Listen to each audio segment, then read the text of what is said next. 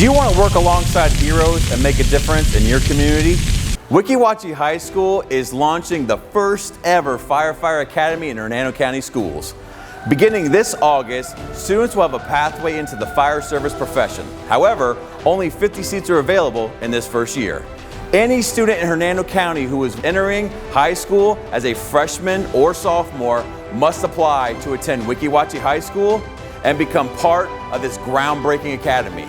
While a high school firefighter academy is not the same as a certified fire academy, it is a comprehensive 3 to 4 year program designed to safely and effectively prepare students for success in post-secondary fire service training and future careers in emergency services. Space is limited, so interested students and families need to contact Weeki Wachee High School at 352-797-7029 or visit the Weeki Wachee High School website.